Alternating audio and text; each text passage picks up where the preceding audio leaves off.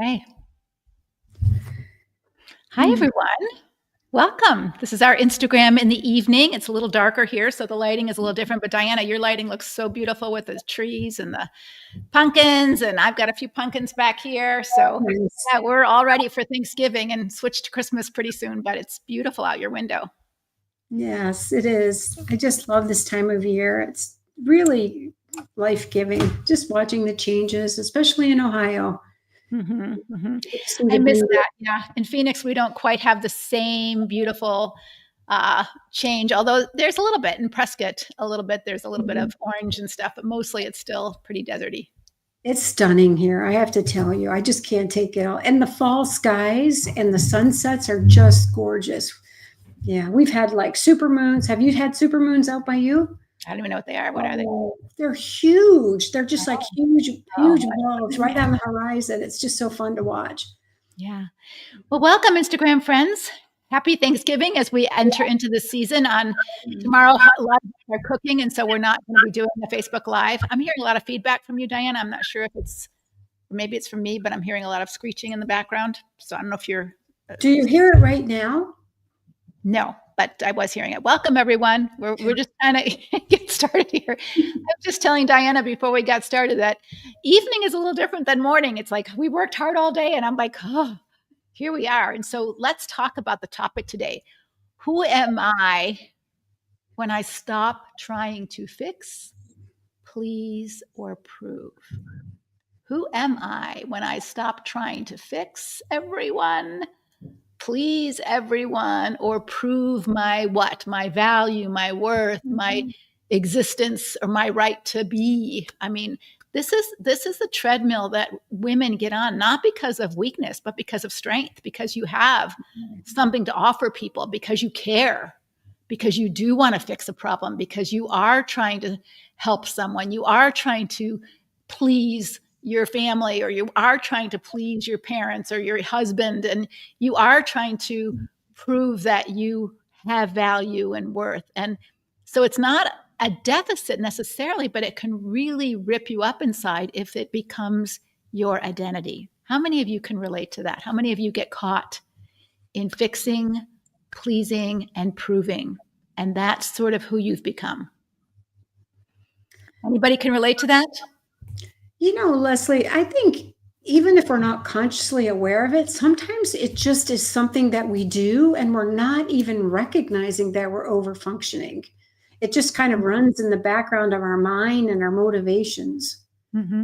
We talked about this morning. Coach Leanne and I were talking about when do we finally say no more to our overing, to our rescuing, for taking responsibility for something that's really not ours to own. And maybe we can fix it. Maybe we're capable of fixing something that someone else, like we are capable of doing our children's homework and they're not. Maybe we are capable of cleaning up our husband's mess and he won't.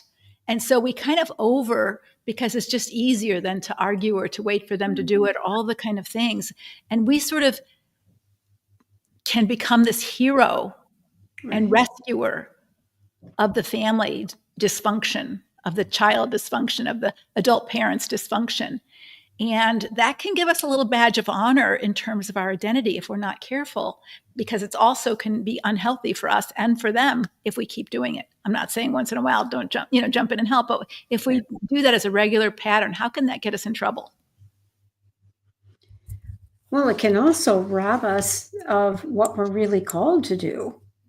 And it can get us off course in terms of what God's placed in our path to do. I don't know about you, but there are things I love to procrastinate. So it's much easier to focus on someone else's stuff where they need help and where I might be strong rather than look within. So it can be a comfortable distraction, but an unhealthy one.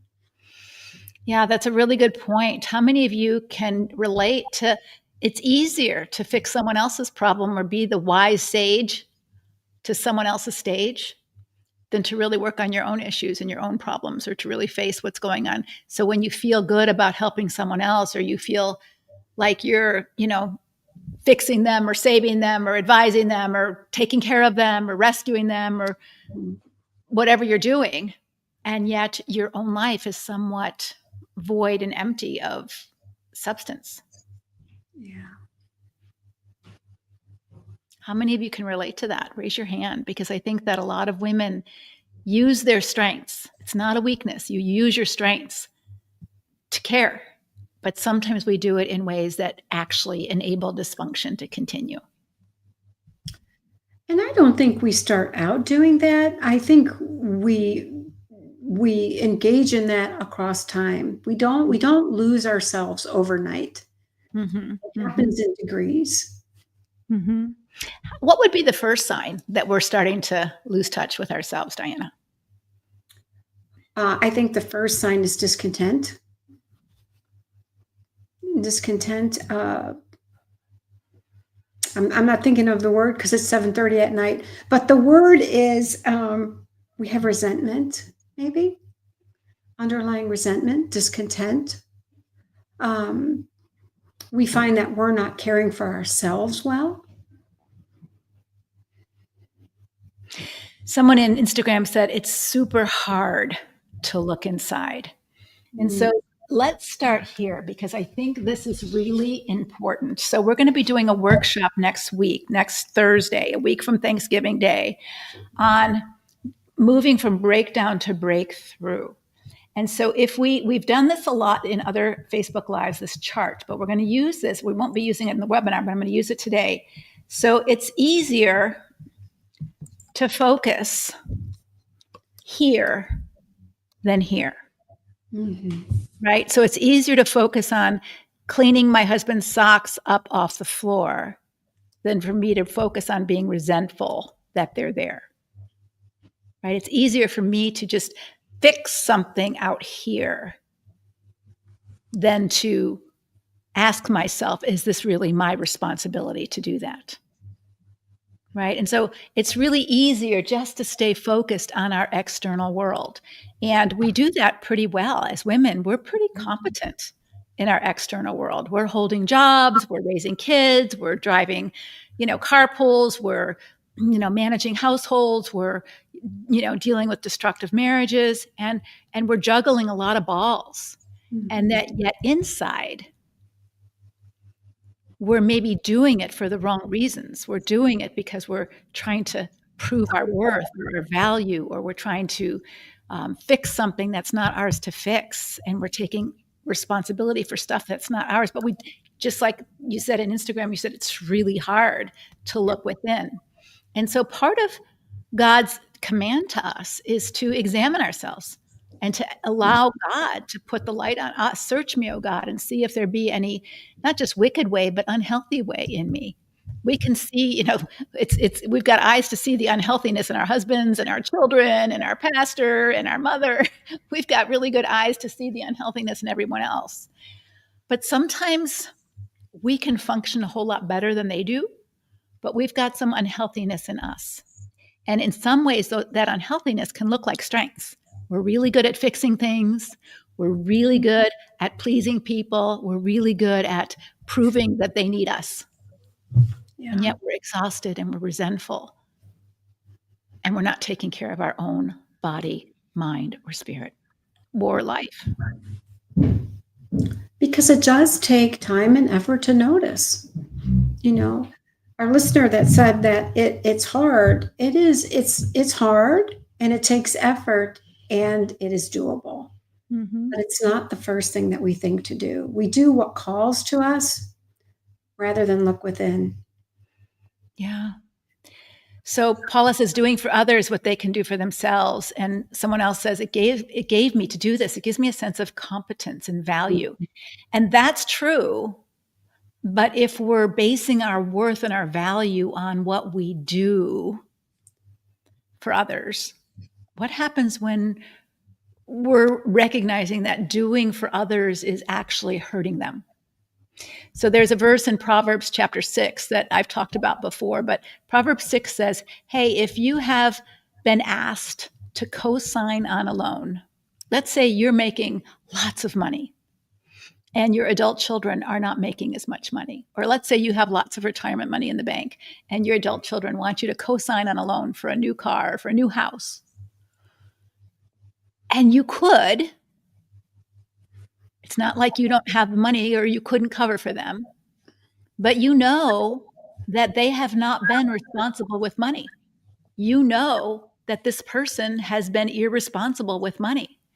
The Bible tells you don't do it. So here is this place where, of course, I want to help. Of course, I can do it. I'm capable of doing it. I can fix this problem for you. I can just co-sign on your loan. And the Bible's saying, don't do it. Why? Why not? Why not be the generous person in this moment? You've got the extra money. Why don't you co-sign on a loan? And I'm not saying never, but in this instance, why wouldn't you not co-sign on a loan? Why would that not be healthy for you? You could do it. You could be the hero of their story. You could rescue them out of their distress of not having a home or wanting to purchase a home. Why would Proverbs give us the advice, hey, if you get caught in this and you get asked to do it, don't do it. And if you said yes, go back and say, no, I can't do it. Go back and tell them, no, you can't do it. Why is Proverbs warning us not to do something that we would think is pleasing someone, is fixing their problem, is proving that we love them? Why would Proverbs be warning us not to do that? What do you think? What do you think? Put it in the chat. Colleen says it becomes a slippery slope. What else does it do? What else does it do? If you do it once, you might have to do it again, or for every other children. I tried not to enable my adult children, but I'm the enemy because X is Disneyland dad, right? And so sometimes you're competing, proving yourself with your ex. Like, okay, he's generous. He gives them money. Now I have to give him money. He does this. And you're living in a competitive relationship. Like I somehow have to prove my love the same way someone else proves their life. Is that a healthy way to function? What am I doing when I'm trying to fix, please, or prove? Well, what I mean, go ahead, Diana. I'm sorry. I hear you saying that just to me is living out of external motivation. I'm responding to everything outside of me, trying to manage everyone else's expectations, fixing their needs, meeting their needs. I have no internal sense of, if I'm operating that way, I have no internal sense of what my purpose is, what my focus is, and where, I think more importantly, what are my priorities that God has put in placed for me. And I'm taking care of everyone else to the detriment of myself. Mm-hmm, mm-hmm. So God has called us to have an internal compass, right? An internal compass. And that is not only an internal compass of right and wrong, right? Of course, what do you have me to do, Lord? And search me and see if there's any wicked way in me, an internal compass that we have a conscience that says this is sinful or this is good, but also an internal compass for our likes and dislikes. Okay. Just like we have taste buds, right? We have taste buds, and some people like raw fish and other people don't like raw fish. And it's not a sin either way. It's just whatever you like. Some people like the color purple and other people don't like the color purple. And that's okay. And so sometimes when we think about the desires of our heart, when it says God will, put God first and he will give you the desires of your heart.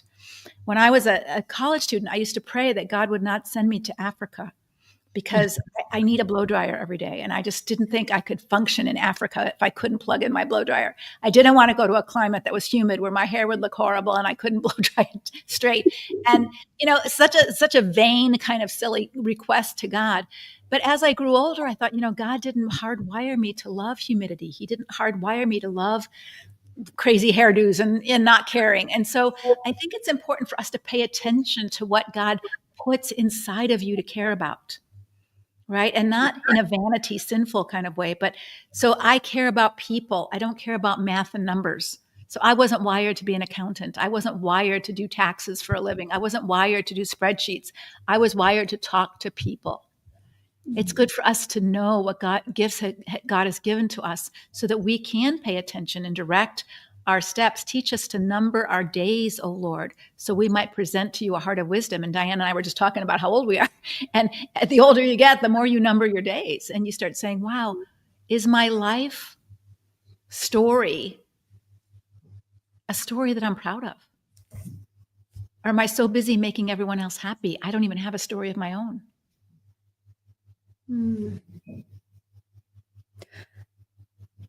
Just hearing you describe that, Leslie, you know, I see the process, and and at times I've been there myself, especially as a younger person, looking to everyone else to help me figure out what I'm supposed to be focusing on, what I'm supposed to be doing. And piece by piece, you rob yourself of really embracing what life is for you. And you get confused, you get lost, and you disappear. And I Mhm. feel like sometimes we put a label on that and saying, and we say to ourselves, isn't that loving well? Isn't that what a good Christian woman does? Is losing herself for the sake of others. And I think we get the wrong meaning out of what losing ourselves for the sake of others means and what serving others means. That's a really good point. So, if we want to be godly women, what does it really look like to lose ourselves? What does it really look like to serve? What does it really look like? Because we want to have a life well lived. Mm. And yet, Jesus didn't serve everyone who asked every single time, every single situation, or he would have only been doing healing. Right? And we talked about this earlier this week, where in Mark chapter 1, he said, "Nope, I can't go back and heal the rest of the people. I've got to go on to Jerusalem and preach because that's why I've come." Jesus clarified, "My compass is to preach God's word. I'll heal when I have a chance, but that's not my main purpose here." And I believe that people were disappointed.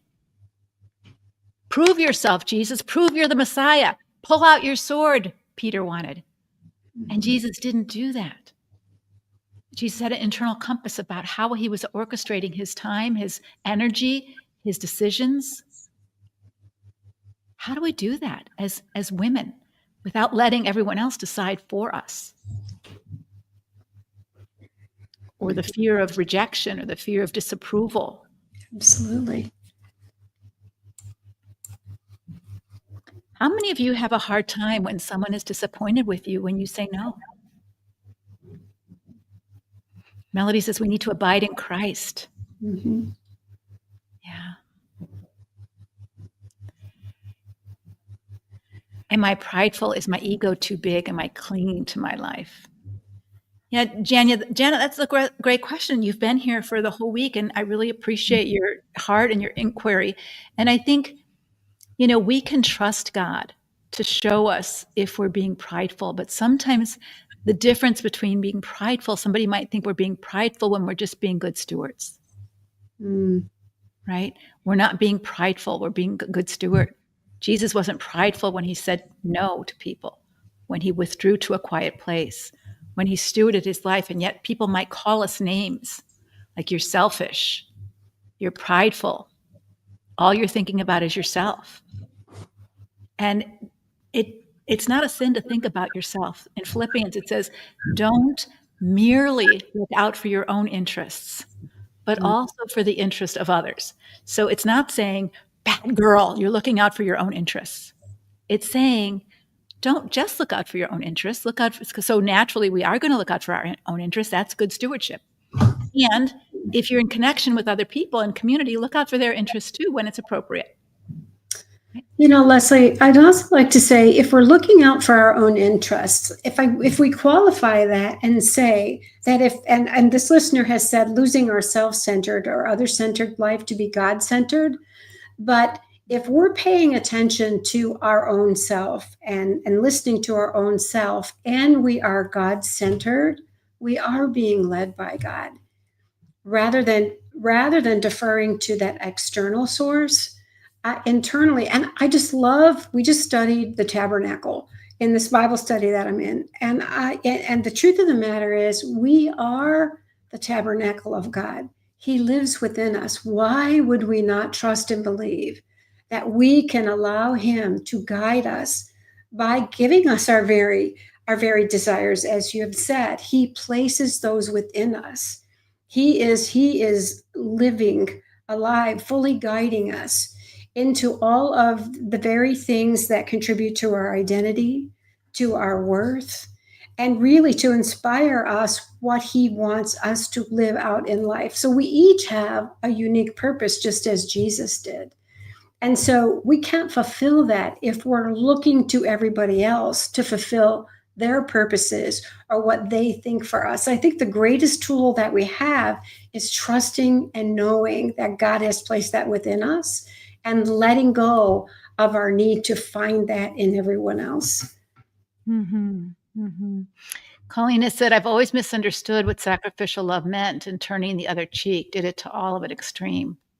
And I think we all could be guilty of that. At least if you're a caring, sensitive woman, we probably have all, gone there. And part of our wisdom is learning when we've gone there out of foolishness, when we've gone there out of guilt, when we've gone there out of trying to prove ourselves, like I'm good enough, I'm a Christian enough, I'm following God enough, so I'm going to give all my money to the poor and not care about my rent, those kind of things. And just realizing that I've been foolish. I've been trying to prove myself to God. I don't need to prove myself to God. He already knows the worst about me.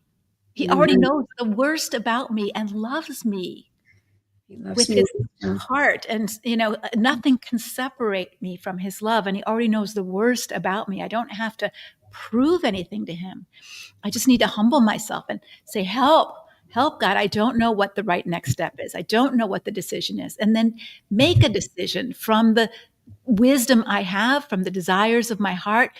And if I'm making a bad decision, God will show me. But as soon as I start trying to prove myself, either to God or to other people, or to earn their love or the approval by pleasing them or trying to fix them or trying to be the hero of someone else's story, I've gotten off track.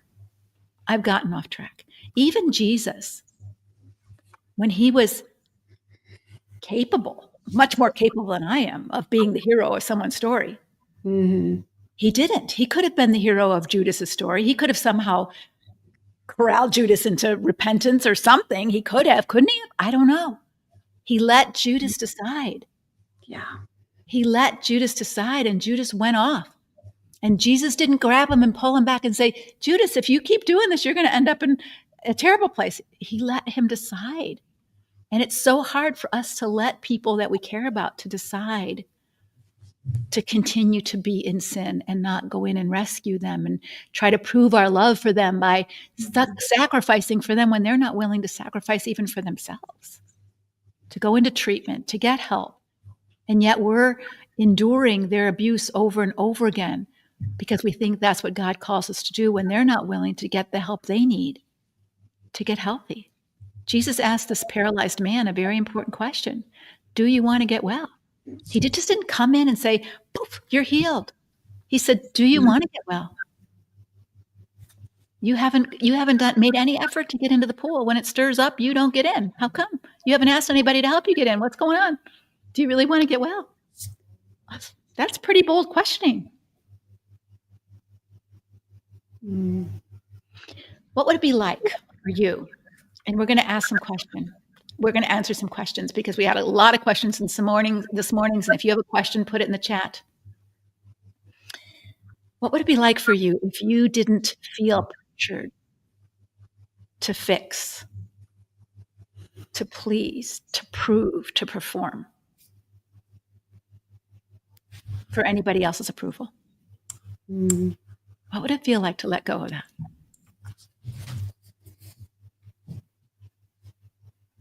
To not feel driven, to wrap yourself around what other people want you to do. Fix me, please me, prove your love, prove your forgiveness, prove your loyalty, prove whatever. You didn't have to do that. What would be different in you?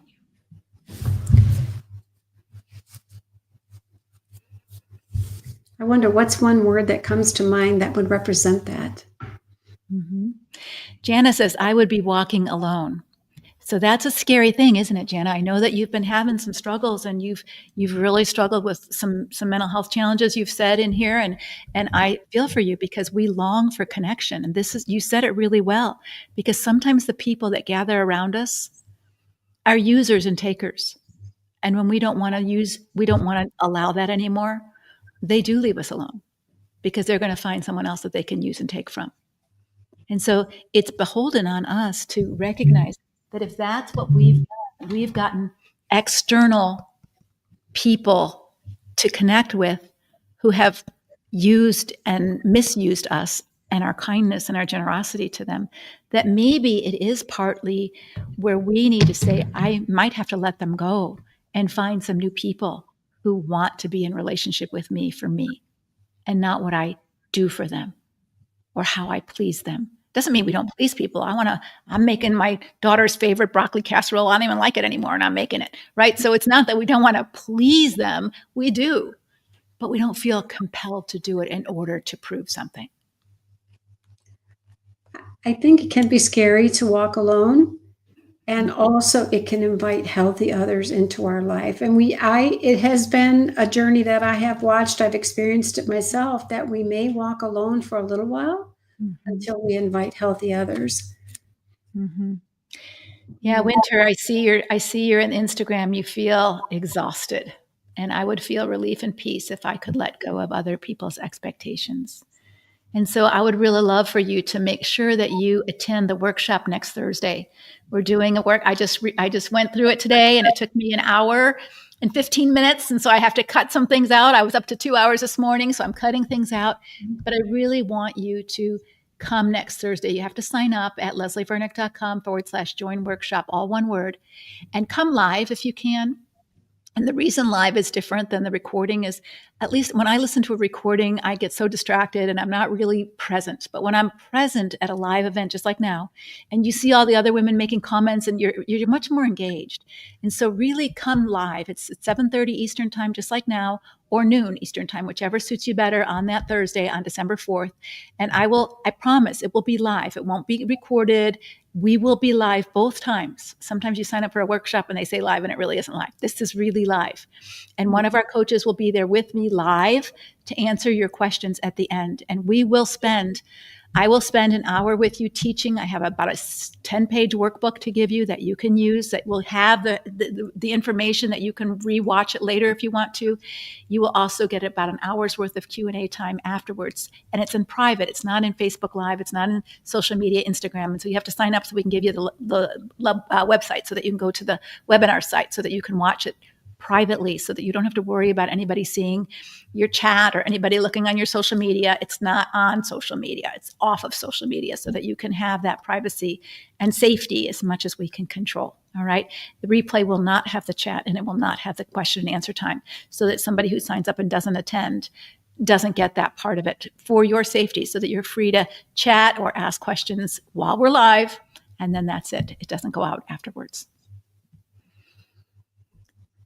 So Diana, do we have some questions? I know we have some questions from this morning. Do you see any new questions?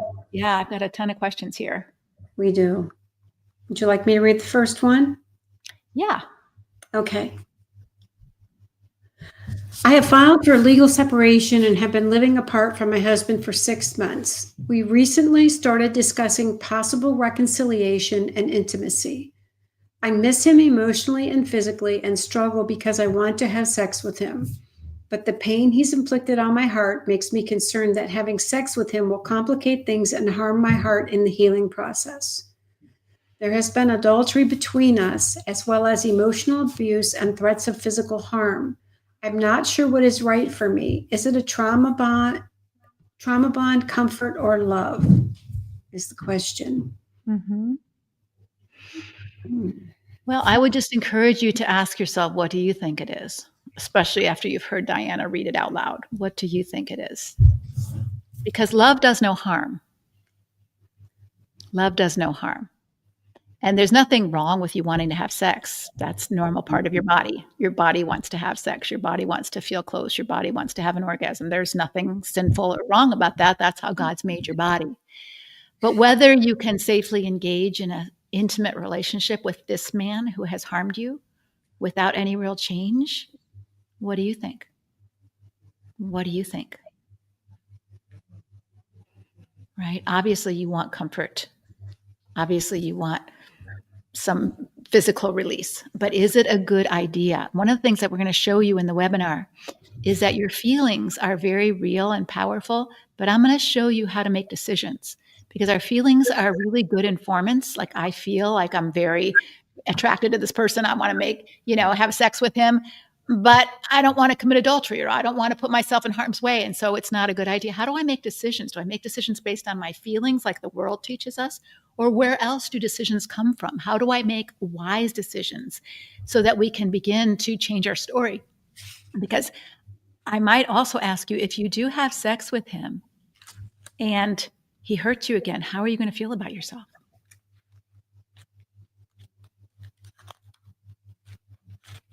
Any ideas how you want to answer that, Diana? I think you said it very well. I haven't heard any information in the question about him addressing the harm that he's caused. And I heard, I'll read this one sentence. This one sentence says, "The pain he's inflicted on my heart makes me concerned." And for me, that concern is there for a reason. It's information for you. I don't hear, "I feel safe." I feel ease about connecting with him again. I hear concern. For me, that's a red flag and a warning signal from your right brain sensing on down to your body. And you have some other factual data. I haven't heard that he's understood the harm and he's attempted to make repair. So what's different? Mm-hmm. My guess is, I'm just going to be bold here. I don't know you. My guess is you do know what's right for you. My guess is you do know what's right for you. But that it's tempting because it would feel better temporarily to be intimate. Right. And that is really more of a trauma bonding kind of thing. And so, or, looking for comfort. And there's nothing wrong with looking for comfort, but you can look for comfort in a bottle of vodka and hurt yourself by doing that, right? You can look for comfort in drugs, and that's not a good comfort source. And so when we go to an unhealthy person who's already harmed us for a sense of comfort and intimacy, which requires safety, I mean, when we're naked and with someone physically, we want to feel safe. Sure. And when you're not, oftentimes we confuse, when we're in trauma bonds with people, we confuse intensity with intimacy. And there's a big difference. Intensity can feel like rockets going off for sure, but it also leads to a lot of grief and ups and downs and ups and downs and ups and downs. If you're trying to heal, you're looking for intimacy, and this man doesn't know how to do that, and maybe you don't either right now. And so I would just encourage you to have some boundaries around that for yourself and for your safety. Do you remember that song by Keith Green that says, "So you want to go back to Egypt"? I just want to say that when you talked about trauma bonds, I love the saying, "So you want to go back to Egypt." I think the nation of Israel was trauma bonded to Egypt. And when they left and they were facing hard times, they wanted to go back to the comforts that they knew, even though it was slavery. And so for me, it's been really helpful. Leeks and onions. I want my leeks and onions, right? Right? Yeah. And so, it might, like you said, it might be temporary comfort. And is it slavery again? And to what? Yeah. Okay. Oh my gosh, 53 years of emotional abandonment, sexual abuse, control of all money. I'm desperate. If I try to bring something up, he says I'm harping, and yet he won't even answer when I ask him a question. Help, please. Well, 53 years is a long time, and it has become a cycle of decades. There's a lot of data here. And my question is, out of desperation, what will you do to live the very rest of your life to flourishing? And so you figure 53 years of emotional abandonment, we can kind of guess how old our listener is, right? If she got married at 20, right? Mm-hmm. Wow. So what will yeah. Mm-hmm. Yeah. So what will you do with this precious life? Will you continue to wait? Will you continue to hope? Will you continue to take responsibility for that change, or will you recognize it's not happening and change and control the things that you can? And I'll just add, I totally agree with you, Diana, but here's your question. I would just encourage you to ask a different question, okay? If I try to bring something up, he says I'm harping and he won't answer when I ask him a question. So if that's been the pattern for 53 years, then why would you keep, insanity is this trying to do the same thing over and over again, hoping for different results. So I wouldn't keep asking him questions. I wouldn't keep trying to fix him or get him to get it or get him to change. I would understand that he's not changing. He's not open to changing. So I would do something different. And I don't know what your options are, but what I would do if I were you, and I'm probably close to your age, I've been married 50 years this year. If this were my situation, I would hop myself over to my lawyer or my financial planner or whoever is handling our money, if there's anybody who's doing that. And I would ask some strategic questions like how much money do we have and how do I get joint access to some of that? Or I might say, you know what? Where are some great girlfriends around here who are widows, who don't have husbands, who have a little bit of freedom in their life? Maybe they want to take a vacation or they want to take a cruise. My husband doesn't want to do those kind of things, but I might like to do those things. Where can I do those things with my girlfriends? I remember taking an Uber ride to the airport because I was going to speak with two other women from my area who were going to do the the dog sled races in Alaska. They were going to work them. And I thought, how fun is that? So what would you like to do with your few years, 10 years, 20 years, how many ever years you have left? Do you want to go visit your grandkids? Do you want to go on a trip? Do you want to start volunteering somewhere? Instead of trying to get him to do something with you, for you, listen to you, he's told you, I'm checked out. I'm not here for you. Maybe I'll be here to eat dinner with, and maybe I'm here to pay the bills with you, but don't ask me to change. So now what can you do to structure your life so it's more meaningful for you? What can you do to build more real connection with other people who might be more available than trying to knock your head against a wall that he has clearly told you, I'm not listening and I don't want to hear it?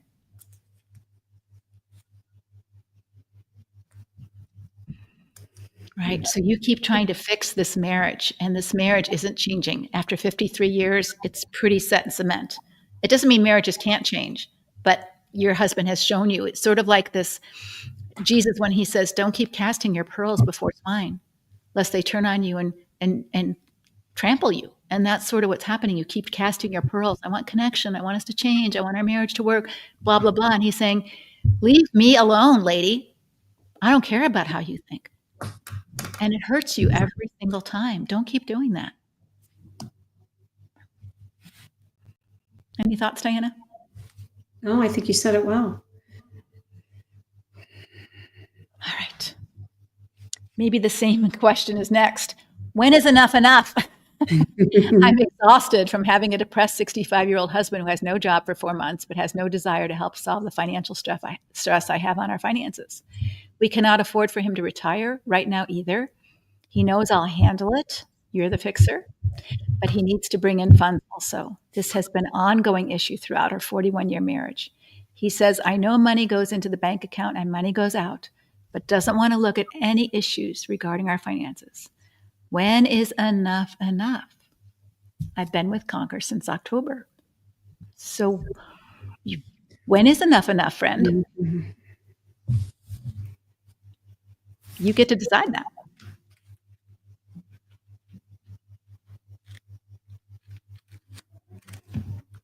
Any thoughts, Diana? Yes, I would tell him he can't retire.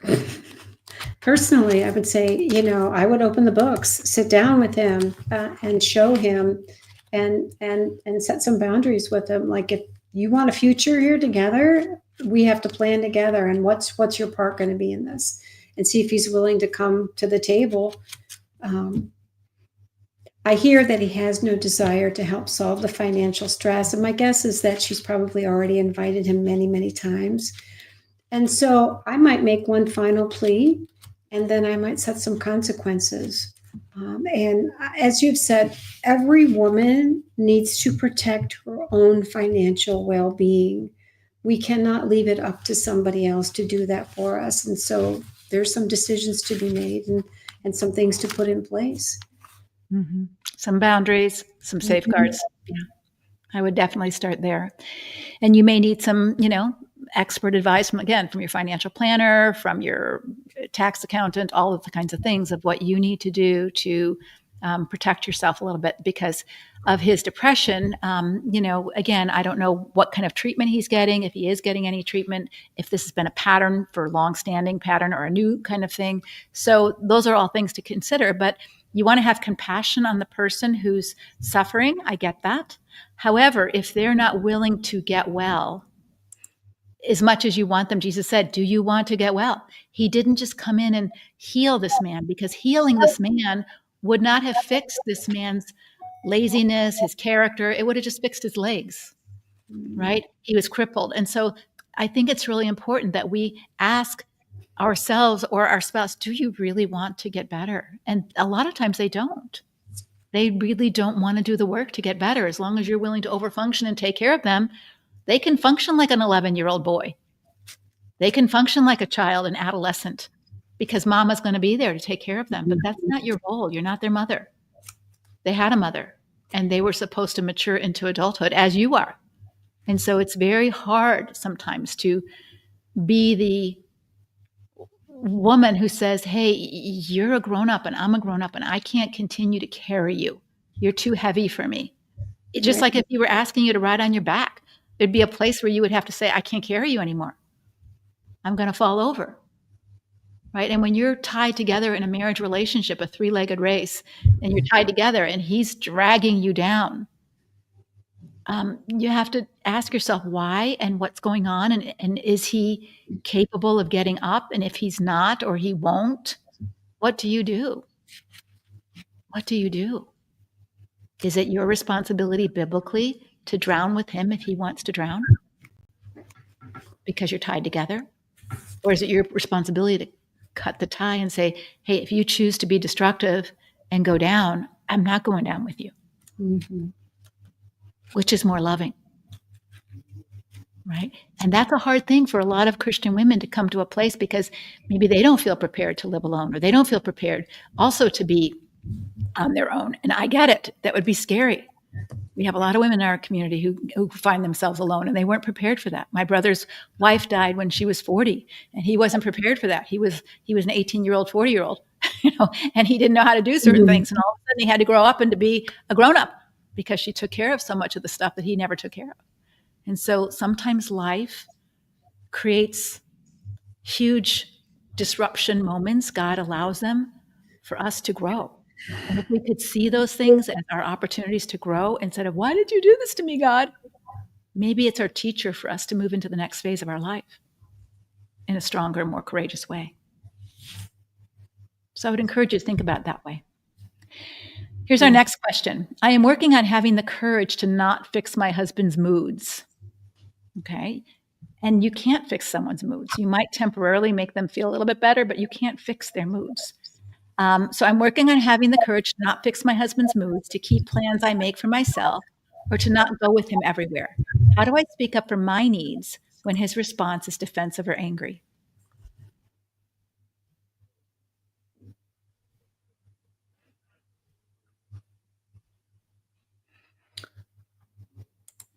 Do you want my opinion? My opinion? I don't know that we need to speak up. I think my first speak up for my own needs would be to just do it. Because I feel like if I need the courage because he's going to come at me, so I'm not going to give him an argument. I'm just going to behave it, and then maybe practice using my voice. So in other words, do I need to speak up for my needs, or do I just start tending to them? If he's going to be defensive or angry, I'm not going to engage in that verbal dialogue. I'm just going to do what I need to do. And if he gets angry or defensive, my internal model is, that's your business, not mine.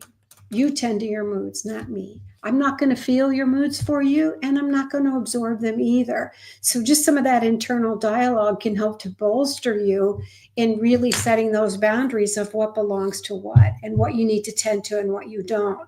And allowing yourself to put a protective shield against his defensiveness or his anger, you're going to feel it anyways, but you don't have to absorb the full extent of it so that it paralyzes you from taking care of yourself and meeting your needs. It's every human adult's right to meet their own legitimate needs in a godly way. And no one should prevent you from doing that. So let me just give some real practical examples. Like, I think you could just go to bed because you need to go to sleep. I don't think you need his permission. I don't think you need his approval. I don't think you need to ask him or tell him, I'm going to bed. Just go to bed, right? Mm-hmm. And then he doesn't have the chance to get angry or shame you or disapprove. Oh, you never want to stay up and watch a movie with me, or you're always you need so much sleep. What's wrong with you? So are you sick or something? You don't give him the ammo to hurt you by saying, I need to go to bed now. You just go to bed, right? Or you just get up and go exercise and go walk or whatever it is that you need to do. I never tell my husband, I need to go take a shower. I just go take a shower, right? So whatever you need, I don't know that we have to check in with our husbands about all of that.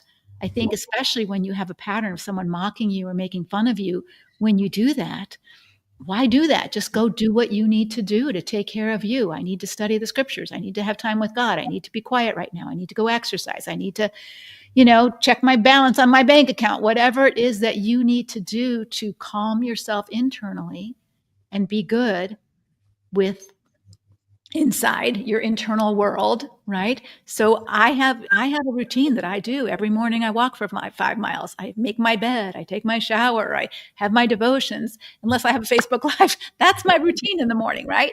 And I need to do that to feed me in order to give out what I give out. And my husband doesn't have a voice in that. He doesn't get to tell me I don't need that or I can't do that. Just like I wouldn't tell him he can't take a shower or he can't, do what he needs to do. And so I think this is part of assuming adulthood and being a grown-up and not feeling like a kid with your own husband. You're not a kid. You don't have to ask permission to meet your own needs. And so don't set yourself up for being mocked or made fun of or criticized, or that you have to prove that you really need that much sleep. You don't. It's interesting. I don't set the alarm on Friday or Saturday. I always set an alarm on Monday through Friday, but I don't set the alarm on Friday and Saturday. I was saying to my husband, I'm noticing that my body really needs 9 to 10 hours of sleep every night, not just 8 hours, because when I don't set the alarm, like I woke up at 8 o'clock and I looked at the clock and I thought, oh, it's 6 o'clock, but it was 8 o'clock and I was shocked because usually I get up at 6 o'clock. And so it's that kind of thing of noticing what you need and taking care of your needs and not feeling like that's selfish or wrong. When Jesus was tired, he knew what he needed to do. He withdrew. He went to a lonely place. He slept. He got up early. He went and prayed. He did what he needed to take care of him. And you need to do what you need to do to take care of you without his permission or his approval. Absolutely.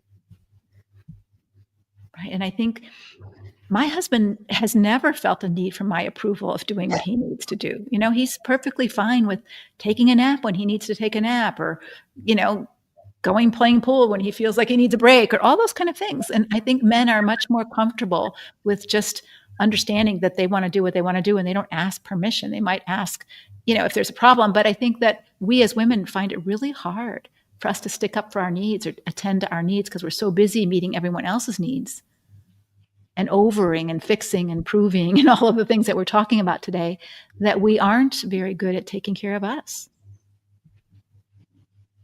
Yeah. Adults don't ask permission to do basic things. Yeah. Mm-hmm. Yeah. And so maybe part of his defensiveness and anger is him not wanting to hear about your needs. And maybe that could solve that if you just never asked him or told him, right? My kids are coming for the holiday. We've had little contact since I filed. I want reconciliation, but I feel distrust with them. How do I begin to build a relationship when I feel unloved? What do you think it means, Leslie, when she says, I want reconciliation, but I feel distrust with them? She doesn't trust them, or they don't trust her?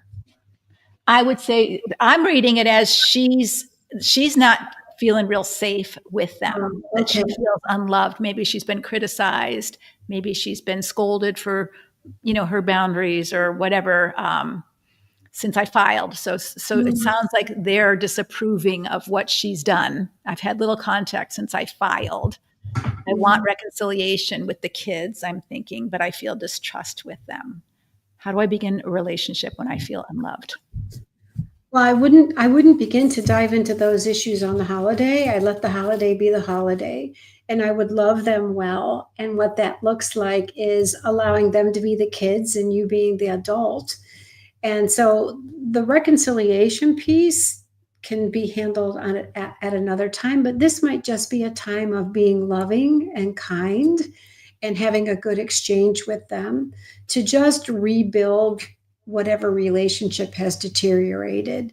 Um, and, be prepared to answer basic questions, but not give details. But I think the main thing is, Leslie, is just letting them know, because the relationship with your husband has changed doesn't mean that the relationship with you and the children has changed, and that you can build on the relationship that you had prior to that. Only the status of your marriage is different now. Mhm. Really good answer. So let me give you some things that you might want to practice saying. I think people always appreciate when they have like a word to say. So Mhm. they're coming for the holidays. So I would say you're feeling unloved, but if they didn't care about you, they wouldn't be coming. Right? They could easily have their own holiday all by themselves. So there's some investment in them coming to you. And so I would kind of pay attention to the story you're telling yourself that they don't love me. They might be disappointed in you, they might be mad at you, all of that for filing. But they're coming to your house for the holiday.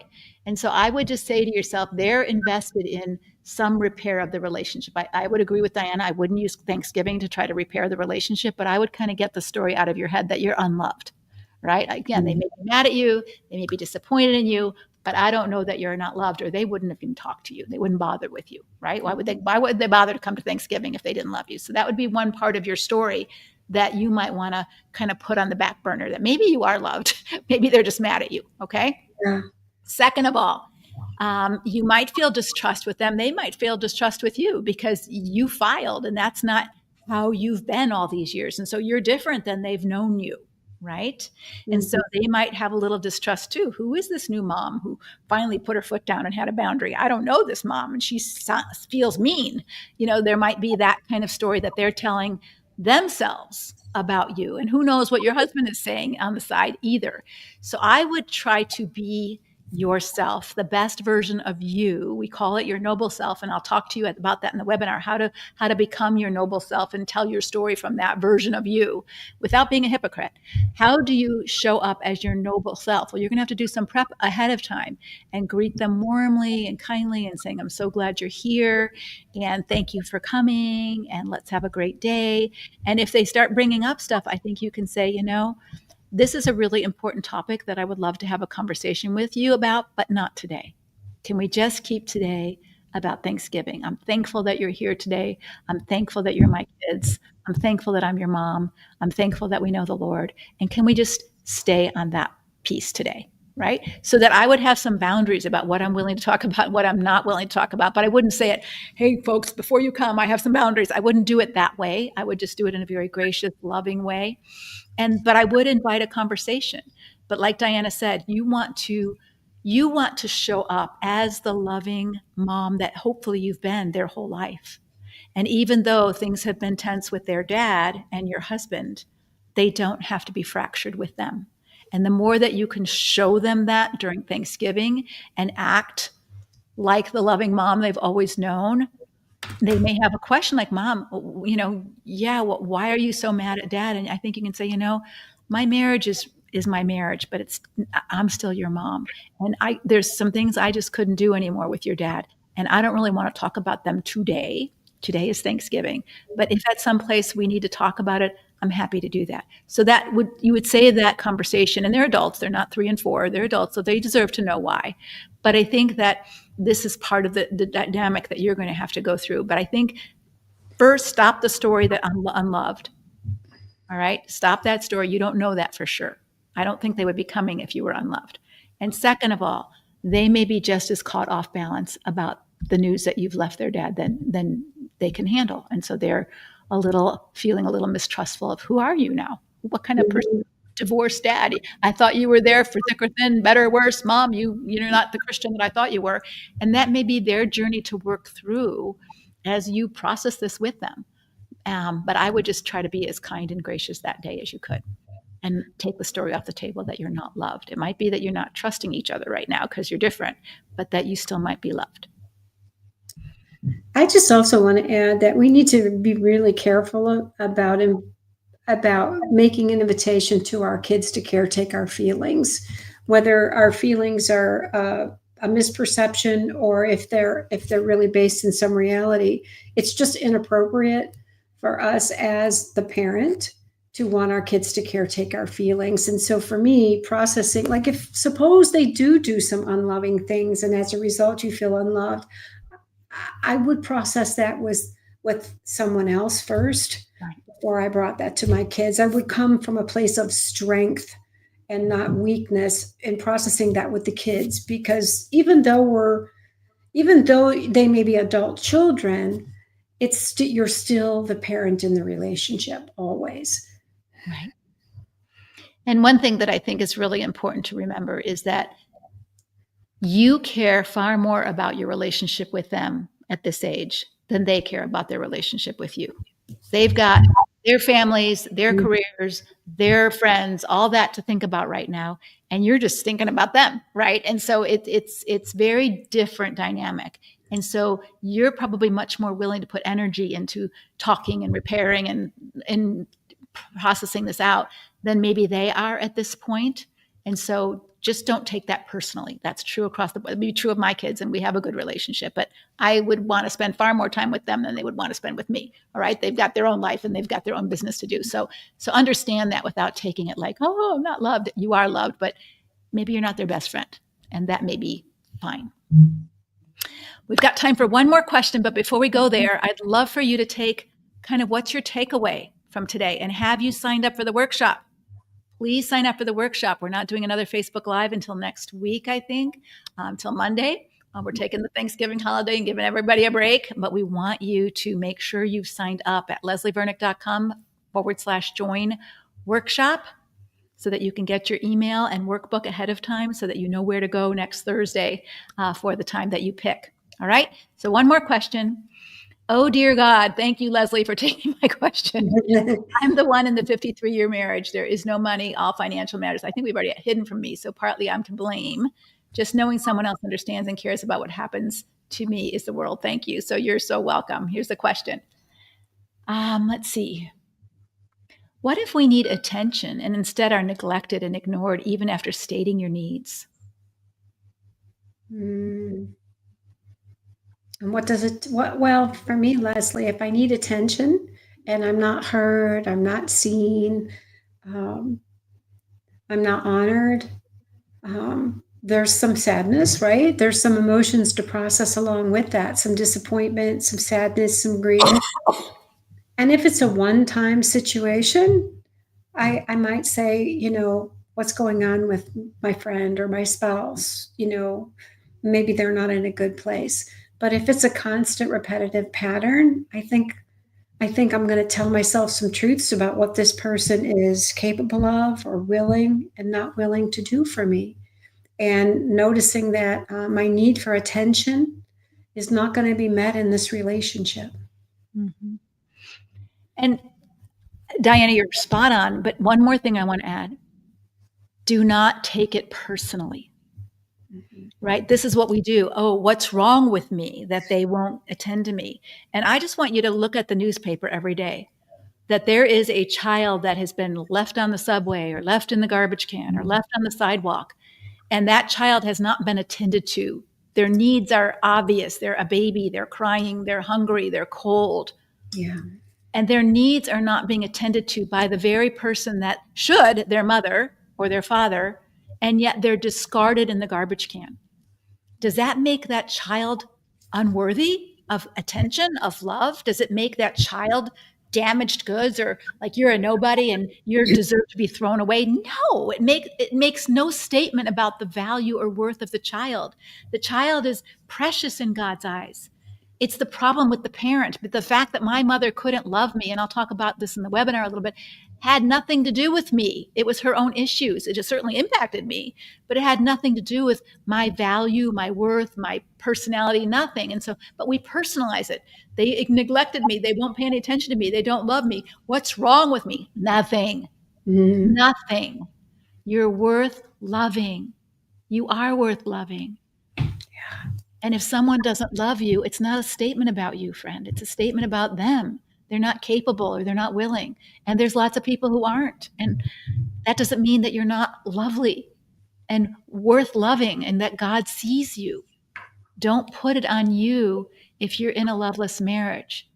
It's not about that. But you can't make someone love you. Even a cute little baby can't make their mom love them, as cute as they are. You can't make someone love you who doesn't want to.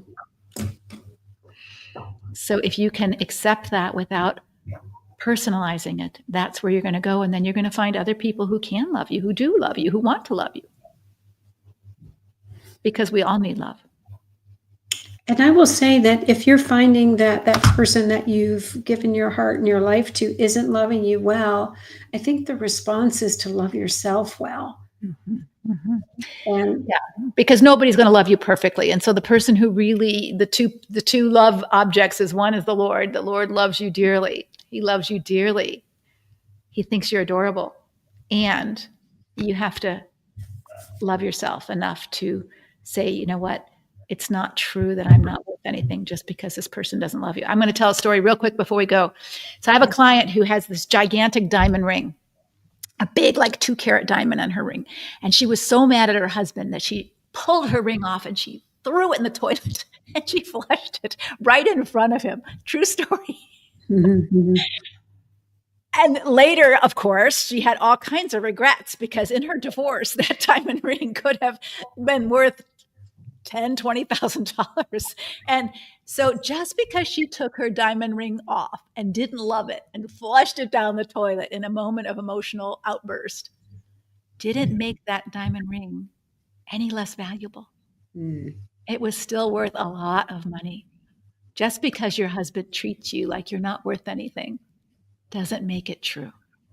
You are a diamond. God has created you with beauty and value and worth.